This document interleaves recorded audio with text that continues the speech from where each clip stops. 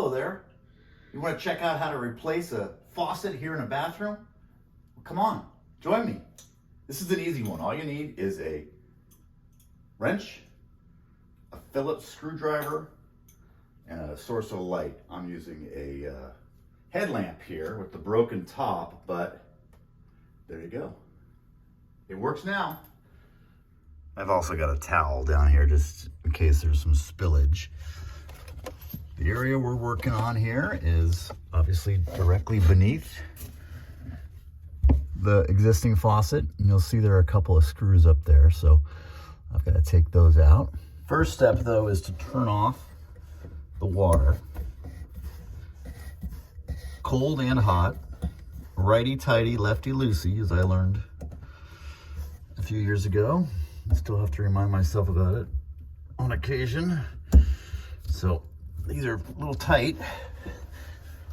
The hardest part of this is kind of the angles that you got to be working in, but all right, this particular faucet has got 2 screws. You just get a Phillips in there. It's not screwed too tightly, so that's good. The one we're replacing it with, a Moen, I'm not sure what the model is, only takes 1 screw.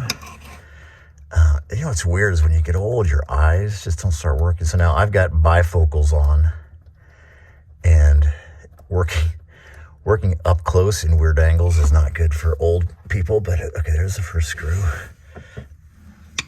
Probably would go faster if I didn't have to hold this stupid camera, but you know, I'm making this educational. I did a YouTube video on how to install a Lazy Susan from IKEA, and it got like 1,000 views. So, you know, people are hopefully learning good things, right? Or maybe what not to do. All right, I'm speeding up this process. You guys don't, yeah, everyone knows how to unscrew a bolt or screw, whatever this is. There we go. All right. So now we've got that loosened. We go back to the top. I realize that you can see me. I'm not trying to hide. So there we go. We're loose. I realized that we still have a little water in there, but it's okay. I've got to unscrew the water connectors here, and they're not fingered. Oh, maybe slightly. No. So that's why we get the aforementioned wrench, which is pretty easy.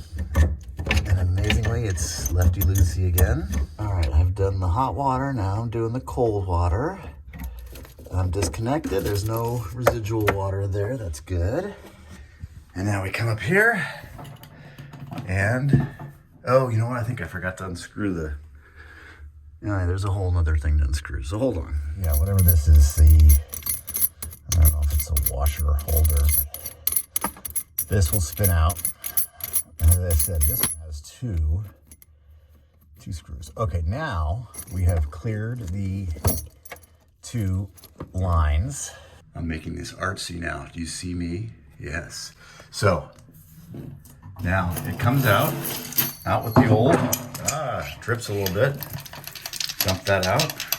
Something fell to the bottom, but that's okay. That's just the old washers. So stick this aside. I'm gonna give that to Habitat for Humanity.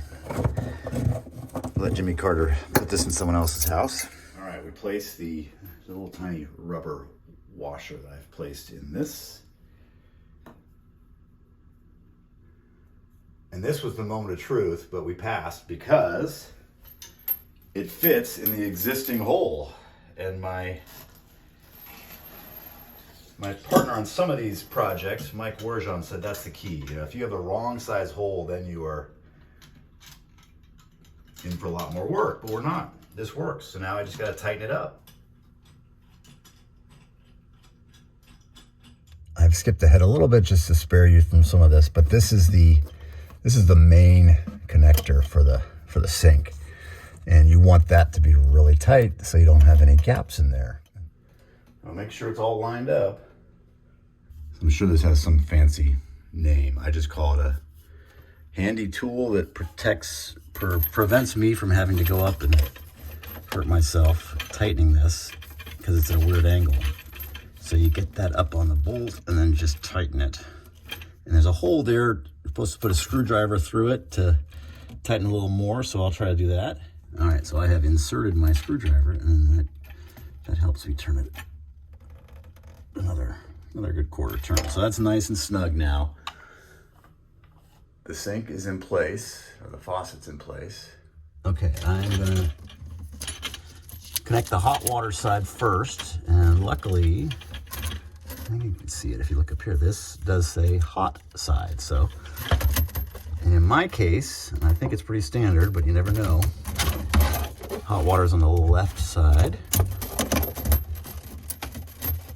So you finagle that in there and then just tighten it up. Finger screw it as much as you can. And do the other side now, cold water. You definitely want to tighten this with a wrench, because otherwise you'll have a little drip there. Okay, we're all tight, we think. Now we see if when we turn on the water, everything seems to be dry. That's good. Hot water side, same thing. All right, let's see if it works. Little black water at first, but that's, I think, the manufacturers. We have water, and it's warm on this side and nice and cold on this side. That wasn't that bad, and that's coming from me. So if you want to see some other easy hacks around your house, subscribe, click on whatever you're supposed to, and you'll see me install some Ethernet wire and the famous Lazy Susan project I was talking about. So this was a pretty easy project. I'm glad we didn't pay a plumber to do it. Sorry, plumbers out there, you guys do great work, but didn't need you this time.